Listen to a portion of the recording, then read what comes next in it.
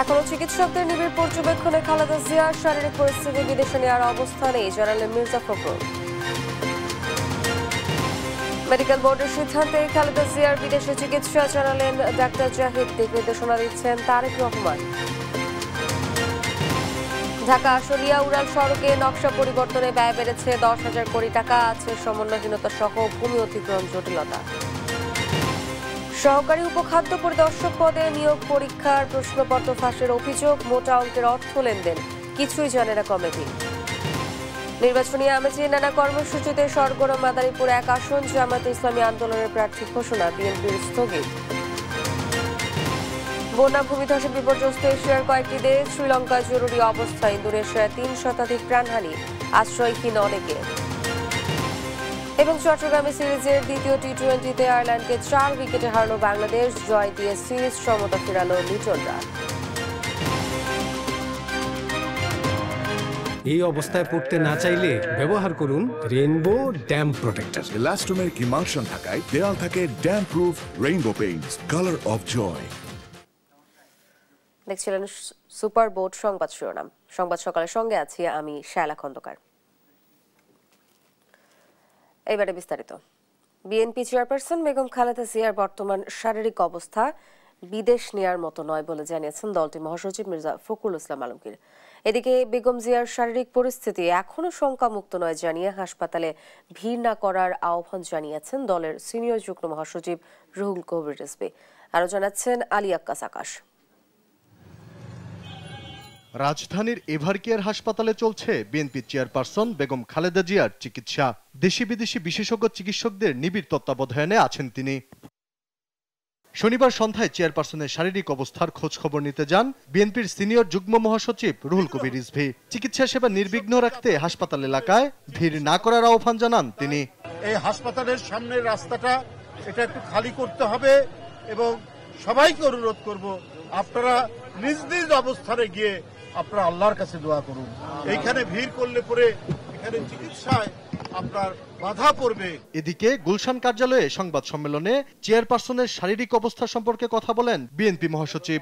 জানান খালেদা জিয়ার শারীরিক অবস্থা কিছুটা সংকটাপন্ন হওয়ায় দেশি বিদেশি চিকিৎসকদের পরামর্শে চলছে চিকিৎসা।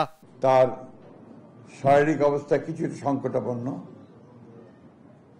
দেশের বিশিষ্ট চিকিৎসকবৃন্দ, বিদেশের আমেরিকার জন হপকিন্স এবং লন্ডন ক্লিনিকের বিশিষ্ট চিকিৎসকেরা তার চিকিৎসা করছেন। গতকাল রাতে তারা একটা মেডিকেল বোর্ডে সভা করেছেন প্রায় 2 ঘন্টা 2.5 ঘন্টা ধরে। বিদেশে নেওয়ার প্রস্তুতি ও উন্নত চিকিৎসার বিষয়েও কথা বলেন তিনি। তাকে বিদেশে নেওয়া প্রয়োজন এই কথা তারা বলছেন যে হয়তো প্রয়োজন হতে পারে, কিন্তু তার এখন যে শারীরিক অবস্থা সে অবস্থায় তাকে বিদেশে নেওয়ার মতো কোনো শারীরিক অবস্থা নেই। বিদেশে নেওয়ার জন্য যে প্রয়োজনীয় বিষয়গুলো রয়েছে, আপনার ভিসা, অন্যান্য দেশের সঙ্গে যেসব দেশে যাওয়ার সম্ভব হতে পারে সেসব দেশের সঙ্গে যোগাযোগ করা এবং এর অ্যাম্বুলেন্সের ব্যাপারগুলো নিয়ে যথেষ্ট আলোচনা হয়েছে এবং সেগুলো মোটামুটি কাজ এগিয়ে আছে। সংবাদ সম্মেলনে মহান বিজয় দিবস উপলক্ষে কর্মসূচি ঘোষণা করেন বিএনপি মহাসচিব। জানান 1 ডিসেম্বর থেকে 16 ডিসেম্বর পর্যন্ত রোড শো হবে। মুক্তিযুদ্ধের অবিচ্ছেদ্য অংশ কালুরঘাট থেকে শুরু হবে বিজয়ের মশাল মিছিল। 1 ডিসেম্বর থেকে 16 ডিসেম্বর পর্যন্ত দেশব্যাপী অনুষ্ঠিত হবে বিশেষ কর্মসূচি বিজয়ের মাসে বিজয় মশাল রোড শো। আলী আক্কাস আকাশ, দেশ টিভি, ঢাকা। মাকে দেখতে দেশে ফেরার সিদ্ধান্ত একক নিয়ন্ত্রণে নয় বলে জানিয়েছেন বিএনপির ভারপ্রাপ্ত চেয়ারম্যান তারেক রহমান।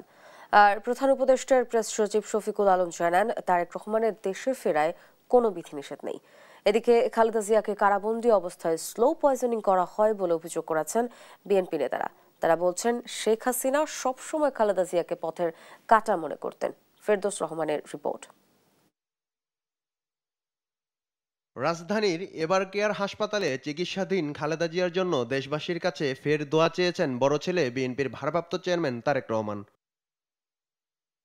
শনিবার সকালে তারেক রহমান তার ব্যক্তিগত ফেসবুক স্ট্যাটাসে দেশবাসীর প্রতি কৃতজ্ঞতা জানান। মাকে দেখতে দেশে ফেরার সিদ্ধান্ত একক নিয়ন্ত্রণাধীন নয় জানিয়ে তারেক রহমান বলেন, রাজনৈতিক বাস্তবতার পরিস্থিতি প্রত্যাশিত পর্যায়ে উপনীত হওয়া মাত্রই দেশে ফিরবেন। এদিকে ফেসবুক পোস্টে প্রধান উপদেষ্টার প্রেস সচিব শফিকুল আলম বলেন, তারেক রহমানের দেশে ফেরার ক্ষেত্রে সরকারের পক্ষ থেকে কোনো বিধি নিষেধ বা আপত্তি নেই। শনিবার রাজধানীর শাহজাহানপুরে নির্বাচনী প্রচারণা চালান বিএনপির স্থায়ী কমিটির সদস্য মির্জা আব্বাস। চেয়ারপারসনের জন্য দোয়া চেয়ে তিনি বলেন, জেলে থাকা অবস্থায় বেগম জিয়াকে স্লো পয়জনিং করা হয়। দেশনেত্রী বেগম খালেদা জিয়া বাংলাদেশের মানুষকে অনেক দিয়েছেন, গণতন্ত্র দিয়েছেন, কথার অধিকার দিয়েছেন। এই জেলখানার ভিতরে তাকে স্লো পয়জনিং করা হয়েছে। আল্লাহ, যারা তার প্রতি অবিচার করেছেন, তুমি তাদের বিচার করেছ। আমি তাদের বিচার চাই রব্বুল আলামিন। এদিকে চট্টগ্রামে জুলাই আন্দোলনে শহীদ ও আহতদের মানবিক সহায়তা কর্মসূচিতে অংশ নেন বিএনপির সিনিয়র যুগ্ম মহাসচিব রুহুল কবির রিজভী। বলেন, খালেদা জিয়াকে হত্যার সব ধরনের চেষ্টা করেছে আওয়ামী লীগ। জনগণের টাকা আত্মসাৎ করার জন্যই সে মনে করেছে তার পথের কাঁটা বোধহয় বেগম খালেদা জিয়া। তাই পৃথিবী থেকে সরিয়ে দেওয়ার জন্য যত ধরনের চক্রান্ত করা দরকার সে সেটি করেছে। সাবেক প্রধানমন্ত্রী খালেদা জিয়ার জন্য দেশবাসীর কাছে দোয়া চেয়েছেন রাষ্ট্রপতি মোহাম্মদ শাহাবুদ্দিনও। ফেরদৌস রহমান, দেশ টিভি, ঢাকা। উন্নত চিকিৎসার জন্য বিদেশ যাওয়ার বিষয় নির্ভর করছে বেগম খালেদা জিয়ার শারীরিক সুস্থতা এবং চিকিৎসা বোর্ডের সিদ্ধান্তের উপর বলে জানিয়েছেন বিএনপির স্থায়ী কমিটির সদস্য অধ্যাপক ডক্টর AZM জাহিদ হোসেন। শনিবার খালেদা জিয়ার শারীরিক অবস্থার সবশেষ তথ্য জানিয়ে সাংবাদিকদের কথা বলেন তিনি। বলেন, খালেদা জিয়ার চিকিৎসার বিষয়ে ইউকে, সৌদি আরব, আমেরিকা, সিঙ্গাপুর, চায়না সহ বিদেশি চিকিৎসকদের যৌথ সমন্বয়ে চিকিৎসা অব্যাহত রয়েছে। এ সময় তিনি আরও জানান, তারেক রহমান মায়ের চিকিৎসার ব্যাপারে সার্বক্ষণিকভাবে দিক নির্দেশনা দিয়ে যাচ্ছেন। দলীয় নেতাকর্মী সহ সিনিয়র নেতৃবৃন্দদের হাসপাতালে ভিড় না করার আহ্বান জানান তিনি।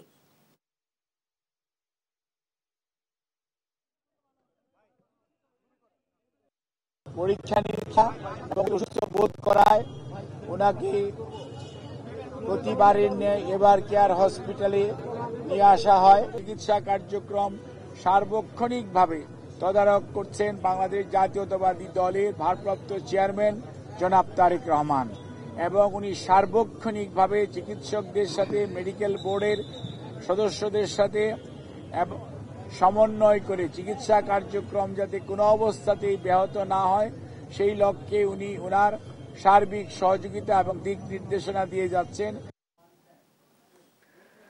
এভার কেয়ার হাসপাতালে আছেন সহকর্মী আলিমুজ্জামান সাফওয়ান, সেখান থেকে সরাসরি যুক্ত হচ্ছেন তিনি। সাফওয়ান, বিএনপি চেয়ারপারসনের সম্পর্কে কি কি তথ্য আছে জানাবেন, কি বলছেন ডাক্তাররা?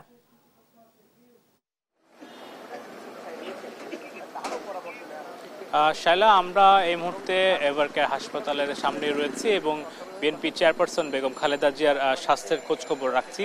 তো গতকাল আসলে বিএনপির পক্ষ থেকে আনুষ্ঠানিক যে সংবাদ সম্মেলনে তার স্বাস্থ্যের আসলে যে আপডেট দিয়েছেন তার চিকিৎসক ডক্টর AZM জাহিদ হোসেন, তিনি বলেছেন যে তিনি কিন্তু আসলে একই অবস্থায় আছেন, অর্থাৎ তার স্বাস্থ্যের উন্নতি বা অবনতি সেটি কিন্তু হয়নি। তবে ডাক্তাররা আসলে তাকে যে চিকিৎসাটি দিচ্ছেন সেটি কিন্তু তিনি দিক নির্দেশনাটি অনুসরণ করতে পারছেন, অর্থাৎ এই ক্ষেত্রে কিন্তু কোনো ধরনের কোনো জটিলতা নেই। তবে গতকাল আসলে বেগম খালেদা জিয়ার স্বাস্থ্যের যে বিষয়টি সবচেয়ে বেশি আলোচনায় ছিল যে আসলে তাকে দেশের বাইরে নিয়ে গিয়ে আসলে চিকিৎসা করা হবে কিনা, তো এই বিষয়ে কিন্তু তারা কিন্তু গতকালকে স্পষ্ট করেছে যে বেগম খালেদা জিয়ার বর্তমানে যে শারীরিক পরিস্থিতি সেটি কিন্তু আসলে বিদেশে যাওয়ার জন্য উপযুক্ত নয়, অর্থাৎ তিনি যদি আরও কিছুটা আসলে সেরে ওঠেন বর্তমান যে পরিস্থিতি আছেন, তারপরও কিন্তু আসলে ডাক্তারের যা মেডিকেল বোর্ড রয়েছে তারা বসে তারা সিদ্ধান্ত গ্রহণ করবেন যে তাকে দেশে চিকিৎসা দেওয়া হবে নাকি তাকে বিদেশে চিকিৎসা দেওয়া হবে। এ ব্যাপারে কিন্তু তারা বলেছেন যে বিএনপির পক্ষ থেকে এবং বিএনপির ভারপ্রাপ্ত চেয়ারম্যান তারেক রহমানের পক্ষ থেকে কিন্তু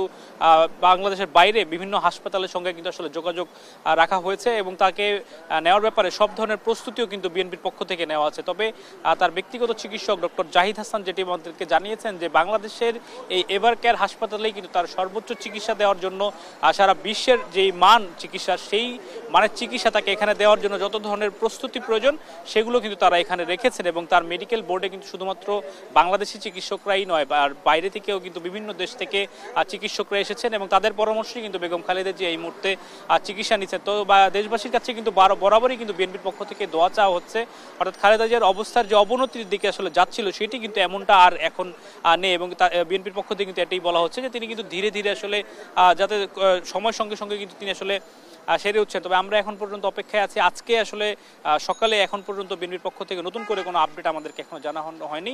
গতকাল আসলে বিএনপি নেতারা যেটি বলেছেন যে হাসপাতালের বাইরে অযথা কোনো ভক্ত সমর্থক বা বিএনপির যারা নেতাকর্মী রয়েছেন বা অন্যান্য বিভিন্ন দলের নেতাকর্মী রয়েছেন তারা যেন এসে ভিড় না করে এবং এখানে অন্যান্য রোগীরাও যেহেতু চিকিৎসা নিচ্ছেন কোনো ধরনের আসলে বিঘ্ন যাতে না ঘটে। তো আমার কাছে এখন পর্যন্ত এভারকেয়ার হাসপাতাল থেকে বেগম খালেদা জিয়ার চিকিৎসার এই ছিল সর্বশেষ। ধন্যবাদ সাফন। এভারকেয়ার হাসপাতাল থেকে বিএনপি চেয়ারপারসন বেগম খালেদা জিয়ার শারীরিক অবস্থার বর্তমান পরিস্থিতি জানাচ্ছিলেন আমাদের সহকর্মী। ডিসেম্বরের দ্বিতীয় সপ্তাহে ত্রয়োদশ জাতীয় সংসদ নির্বাচনের তফসিল ঘোষণা হবে বলে জানিয়েছেন সিইসি এএম নাসির উদ্দিন।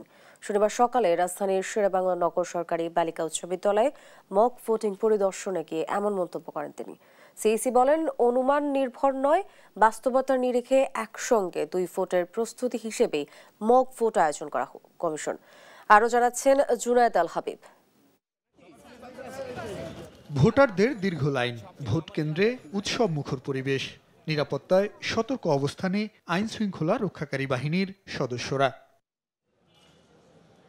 শনিবার এমন দৃশ্যই দেখা গেল রাজধানীর শেরেবাংলা নগর বালিকা উচ্চ বিদ্যালয়ে। আসন্ন ত্রয়োদশ জাতীয় নির্বাচন উপলক্ষে এই মক ভোটের আয়োজন করে নির্বাচন কমিশন। শনিবার সকাল 8টায় ভোট গ্রহণ শুরু হওয়ার কথা থাকলেও 15 মিনিট পিছিয়ে শুরু হয় 8:15টার দিকে। 2টি ব্যালটে ভোট দেন ভোটাররা।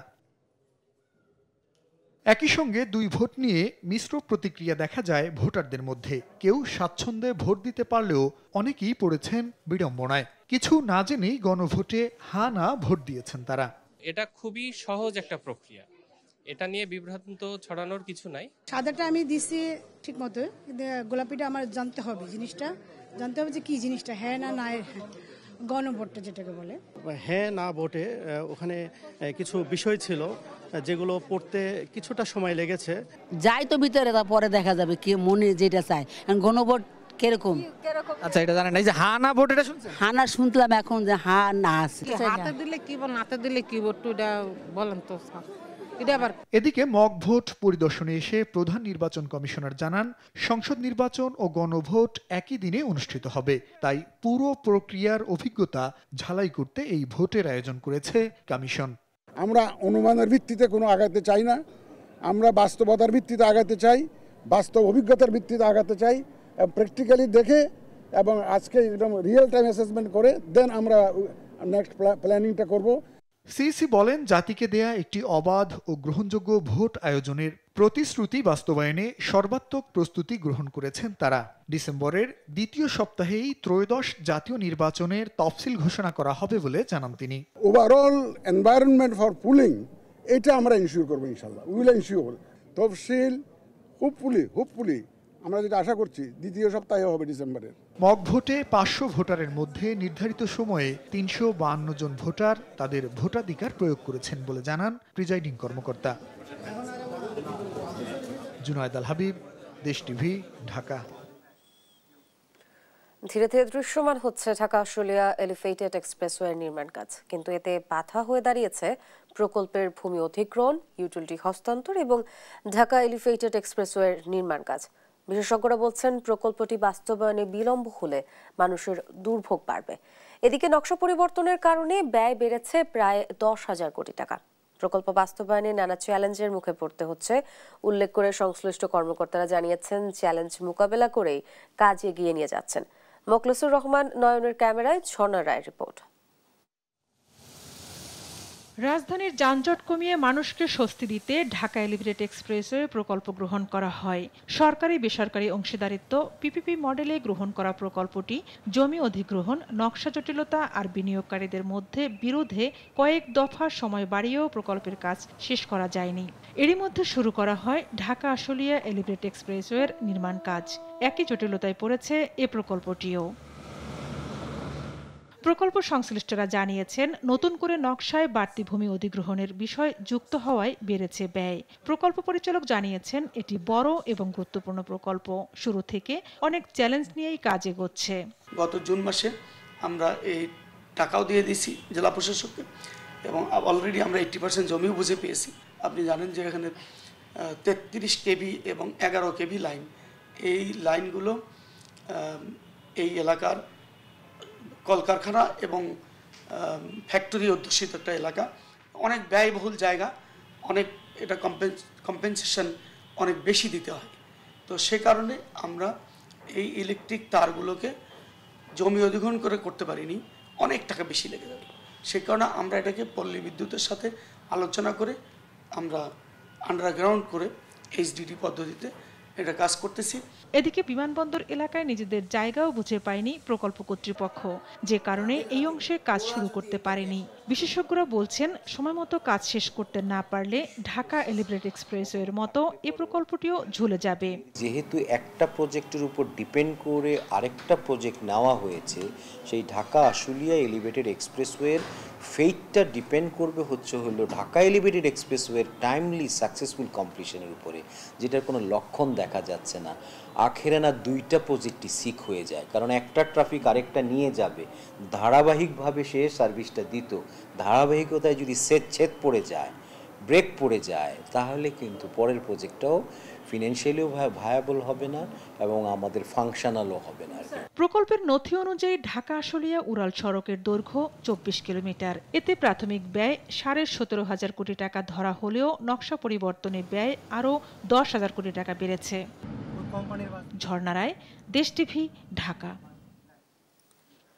শুধু নতুন বাংলাদেশ নয়, সমৃদ্ধ দেশ গড়াই বিএনপির লক্ষ্য, এমন মন্তব্য করেছেন দলটির মহাসচিব মির্জা ফখরুল ইসলাম আলমগীর। জামায়াত আমির ডাক্তার শফিকুর রহমান বলেন, অর্থনীতিতে দুর্বৃত্তপনায় রাষ্ট্র সহায়তা করছে। ব্যবসা বান্ধব পরিবেশ তৈরিতে রাজনৈতিক সদিচ্ছা নিশ্চিত করা জরুরি। আর মাফিয়া ব্যবসায়ীদের বিচার দাবি করলেন এনসিপি আহ্বায়ক নাহিদ ইসলাম। শনিবার রাজধানীর একটি হোটেলে আয়োজিত অর্থনৈতিক সম্মেলনে এসব কথা বলেন তারা। আরো জানাচ্ছেন সাদিয়া লাবনী। দৈনিক বণিক বার্তার আয়োজনে অর্থনীতির ভবিষ্যৎ রূপরেখা ও রাজনৈতিক অঙ্গীকার শীর্ষক সম্মেলনে অংশ নেন বিভিন্ন রাজনৈতিক দলের শীর্ষ নেতারা। তাদের অভিযোগ, লাল ফিতার দৌরাত্ম্যই ব্যবসা বাণিজ্যের প্রধান প্রতিবন্ধক। সবার অংশগ্রহণ নিশ্চিতে নতুন অর্থনৈতিক মডেলে যাওয়ার তাগিদও দেন নেতারা।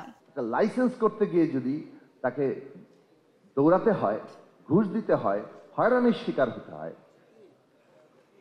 একটা লাইসেন্স করার জন্য এখন, তাহলে এই পুরো রাষ্ট্রযন্ত্র দিয়ে, যেখানে রাষ্ট্র ক্ষমতায় লোকজন বসে আছে, কিভাবে অন্যের যে আয় করবে তার মধ্যে ভাগ বসাবে। বিএনপির পক্ষ থেকে আমরা যে স্লোগানটা দিচ্ছি, রাজনীতিকে যেভাবে গণতন্ত্রের কথা আমরা বলছি, অর্থনীতিকেও আমাদের গণতন্ত্রের দিকে নিয়ে যেতে হবে।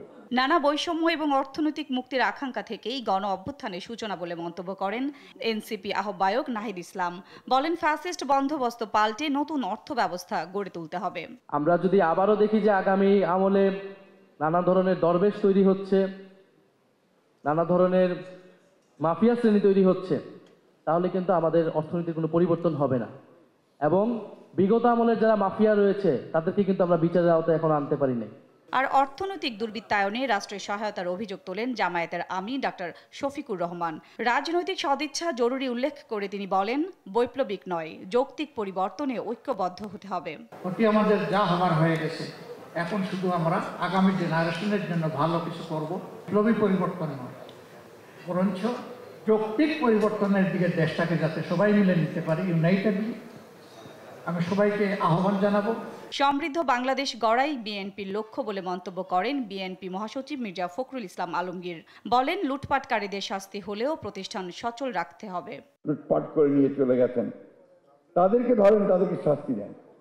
তাদের যে ইন্ডাস্ট্রিগুলো আছে, তাদের যে শিল্প কলকারখানা আছে, সেগুলো যে হাজার হাজার মানুষ কাজ করছে, সেগুলো বন্ধ করে দিয়ে যে 14 লক্ষ বেকার হয়ে গেছে শুনলাম কিছুদিন আগে, তারা যাবে কোথায়? বিএনপি যতবার ক্ষমতায় এসেছে অর্থনীতি গতিশীল করেছে বলেও মন্তব্য করেন বিএনপি মহাসচিব। যখনই বিএনপি ক্ষমতায় এসেছে, রাজনীতি দেশ পরিচালনার দায়িত্ব পেয়েছে, সবচেয়ে বেশি গুরুত্ব দিয়েছে অর্থনীতিকে। সাদিয়া লাবনী, দেশ টিভি, ঢাকা।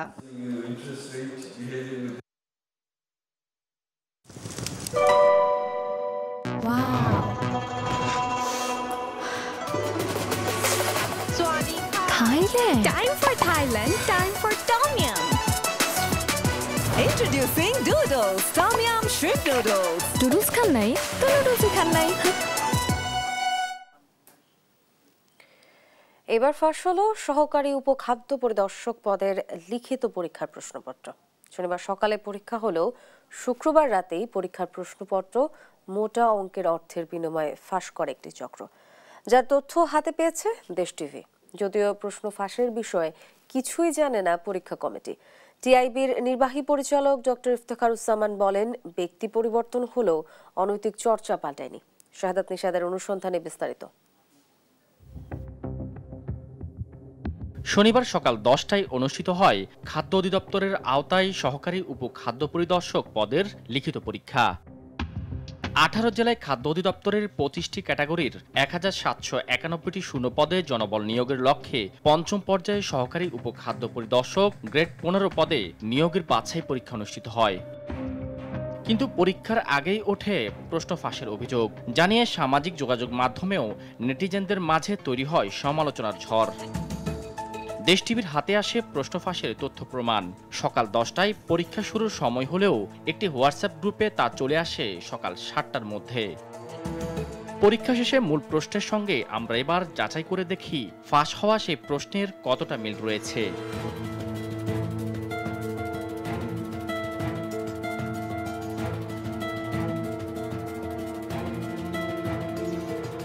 বোঝা যাচ্ছে পরীক্ষার আগেই ফাঁস হয়ে গেছে প্রশ্ন।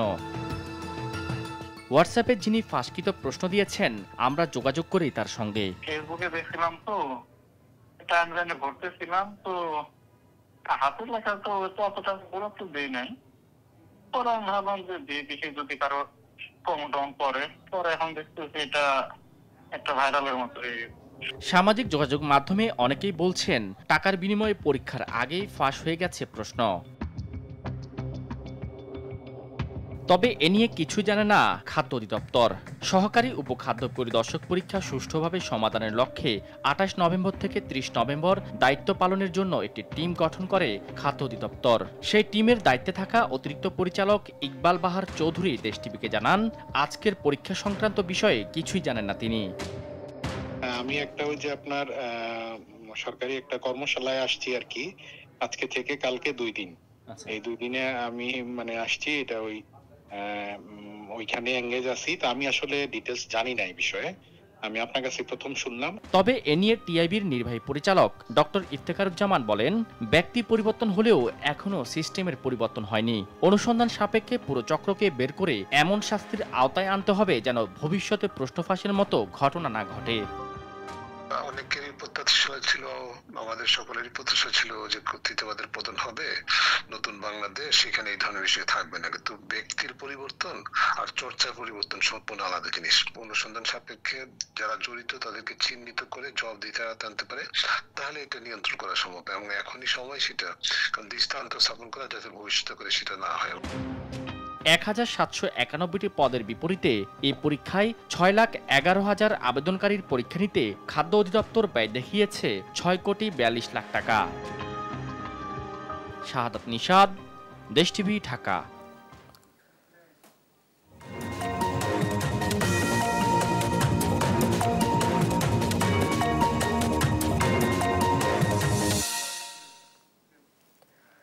নির্বাচন ঘিরে সরগরম মাদারীপুর 1 শিবচর আসন।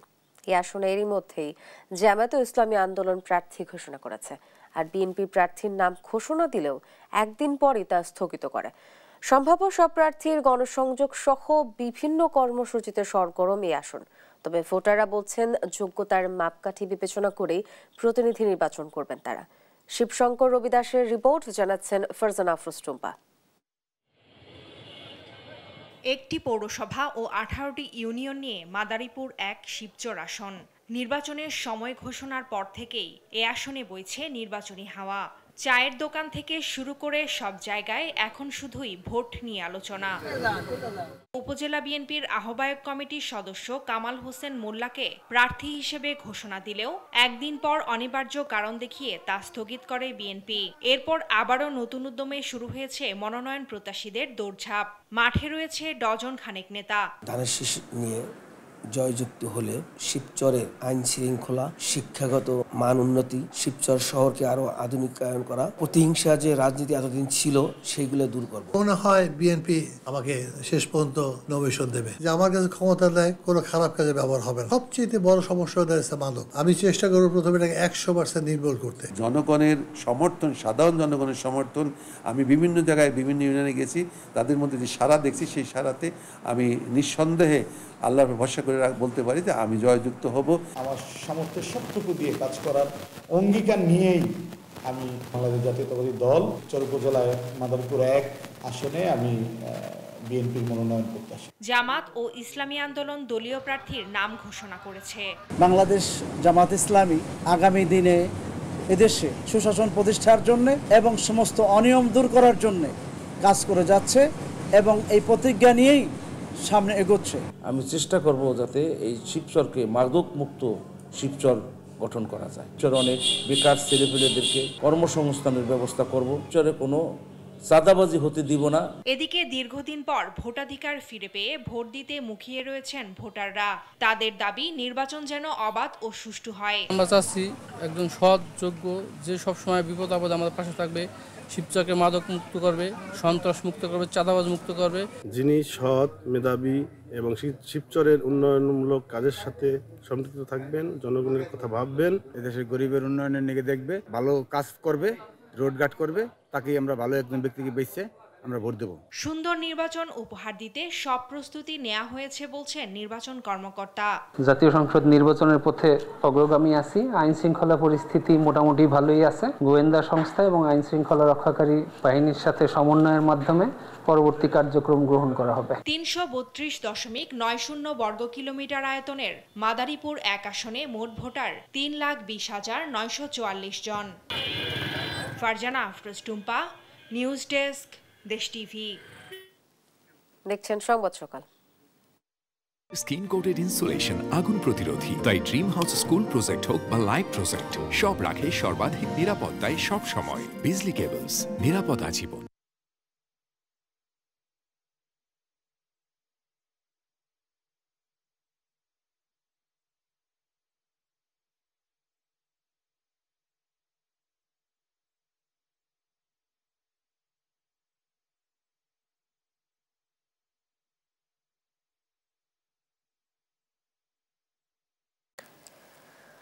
প্রায় 15 বছর ধরে বন্ধ রয়েছে পটুয়াখালী বিজ্ঞান ও প্রযুক্তি বিশ্ববিদ্যালয়ের ভূমিকম্প পরিমাপক যন্ত্র সিসমোগ্রাফ। দক্ষিণাঞ্চলের ভূমিকম্প মাত্রা নির্ণয়কারী একমাত্র এই যন্ত্রটি প্রায় $1.5 কোটি ব্যয়ে স্থাপন করা হয়। এটি চালু করা গেলে ভূকম্পন সম্পর্কে প্রকৃত তথ্য পাওয়া যাবে বলছেন বিশেষজ্ঞরা। সহকর্মী সাইদ ইব্রাহিমের রিপোর্ট, জানাচ্ছেন সুপ্রিয়া তৃষা।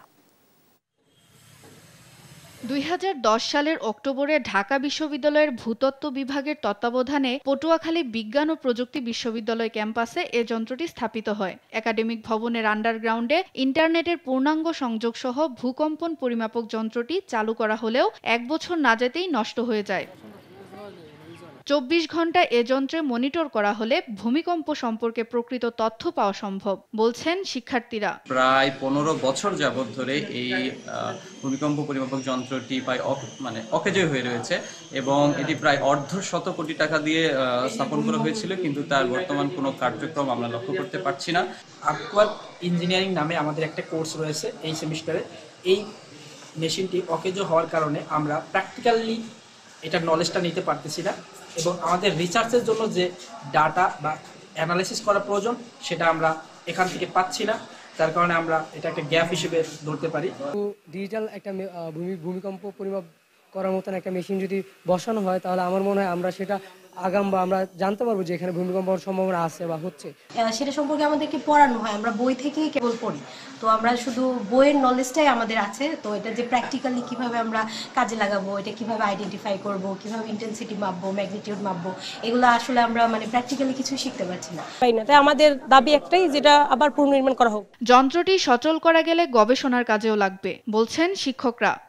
এই কোর্সের যে প্র্যাকটিক্যাল কোর্স রয়েছে সেক্ষেত্রে আমাদের সাইসমিক কিছু ডেটা লাগে। যদি আমাদের রিয়েল টাইম ডেটা থাকতো, আমাদের নিজস্ব স্টেশন থেকে যদি ডাটাটা নিতে পারতাম, তাহলে আমরা প্র্যাকটিক্যাল কোর্সগুলোতে সেটা ব্যবহার করতে পারতাম। তবে যন্ত্রটি পুরনো ও অ্যানালগ, আধুনিক যন্ত্র বসানোর দাবি জানিয়েছেন তড়িৎ প্রকৌশল বিভাগের এই শিক্ষক। বিভিন্ন কম্পন যে আমরা কম্পনের রিদমটাকে যে রিসিভ করে, এইটার একটা সংযোগ ছিল এবং একটা কম্পন এবং ভূমির যে অবস্থা সেটাকে গ্রাফিক্যালি একটা সফটওয়্যারের মাধ্যমে আধুনিক মেশিন স্থাপনের প্রস্তাব মন্ত্রণালয়ে পাঠানো হয়েছে বলে জানিয়েছে বিশ্ববিদ্যালয় কর্তৃপক্ষ। তো এটা যেহেতু এখন অকার্যকর, তো সেই হিসেবে আমরা একটা অত্যাধুনিক এখানে সিসমোগ্রাফ বসানোর জন্য আমরা মন্ত্রণালয়ে চিঠি লিখি, কিন্তু মন্ত্রণালয় থেকে আমরা অদ্যাবধি কোনো ফিডব্যাক পাইনি। এটা একদমই এখন অকেজো, কারণ এটা থেকে এখন কোনো ধরনের কোনো ডেটা আমরা রিসিভ করতে পারছি। সুপ্রিয়া তৃষা, নিউজ ডেস্ক, দেশ টিভি। আদালতের নিষেধাজ্ঞা ভেঙে রাজশাহীতে চলছে সংরক্ষিত পুকুর ভরাট। গেল 60 বছরে প্রায় 97% জলাশয় দখল ও ভরাট হয়েছে। পরিবেশ কর্মীরা বলছেন, এখনো যেগুলো টিকে আছে সেগুলো রক্ষায় উদ্যোগ নিতে হবে। দায়িত্ব নিয়েই বিভাগীয় কমিশনারও জানালেন পুকুর ভরাট করতে না দেওয়ার কথা। কাজী শাহেদের প্রতিবেদন।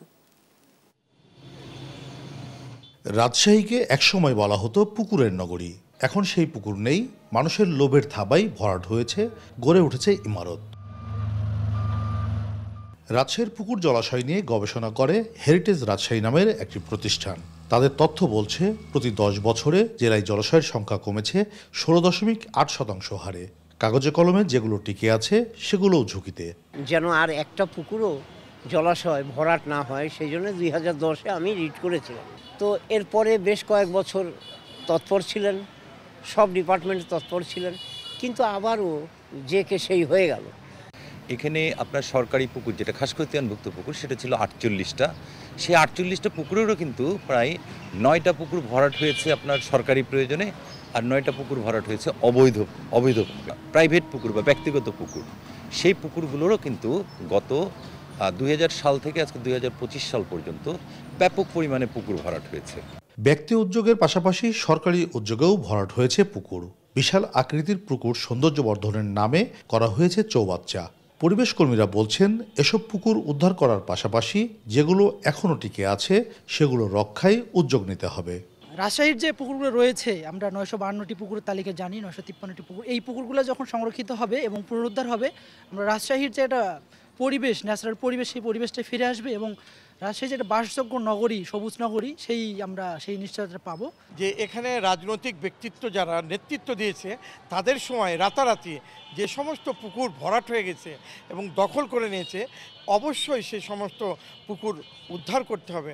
ইতোমধ্যে নগরীর একটি ভরাট হওয়া পুকুর পুনঃখনন করে আগের অবস্থায় ফিরিয়ে নিতে কাজ শুরু করেছে প্রশাসন। বিভাগীয় কমিশনার বলছেন, আইনের মধ্যে থাকা আর কোনো পুকুর ভরাট করতে দেয়া হবে না। ভবিষ্যতে রাজশাহী সিটি কর্পোরেশন এলাকায় আইন অনুযায়ী আর কোনো পুকুর ভরাট হবে না, এটি আমাদের একেবারে পরিষ্কার রয়েছে। উচ্চ আদালতের নির্দেশনা থাকার পরও পুকুর ভরাট বন্ধ করা যাচ্ছে না।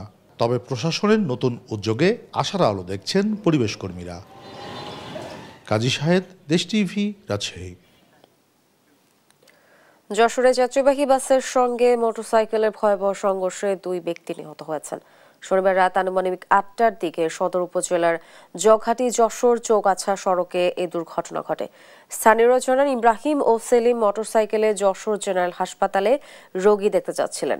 পথে যশোর চৌগাছা সড়কের জগহাটি গ্রামের জোড়াপোল এলাকায় পৌঁছালে বিপরীতমুখী একটি যাত্রীবাহী বাস চাপা দিলে ঘটনাস্থলেই তারা মৃত্যুবরণ করেন। এ সময় চালক বাস ফেলে পালিয়ে যান। হাইওয়ে থানা পুলিশ জানিয়েছে, আইনি প্রক্রিয়াধীন রয়েছে এবং বাস চালককে আটকের চেষ্টা চলছে।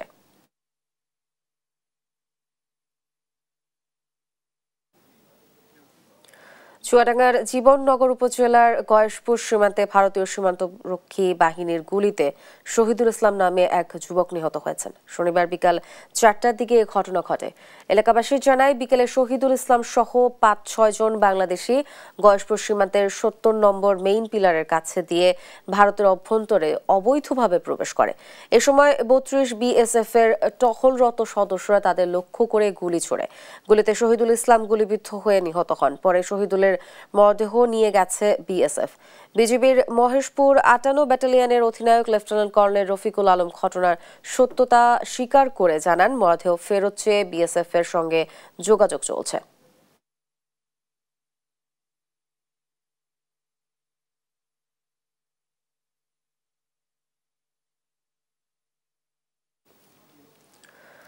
প্রথমবারের মতো ইন্টেরিয়র ডিজাইনের স্বীকৃতি হিসেবে excellence in interior design award 2024 প্রদান করেছে interior designers association of Bangladesh IDAB। শনিবার সন্ধ্যায় রাজধানীর এক অভিজাত হোটেলে জমকলা আয়োজনের মধ্যে দিয়ে 4টি ক্যাটাগরিতে দেশের সেরা ইন্টেরিয়র ডিজাইনারদের আনুষ্ঠানিক স্বীকৃতি প্রদান করা হয়।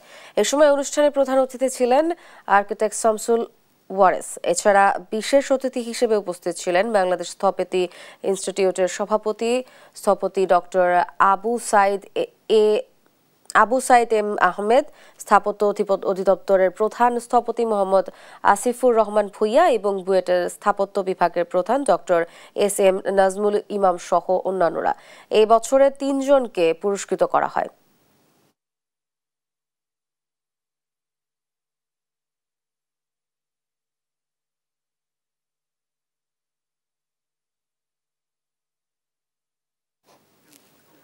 দেখছেন সংবাদ সকাল।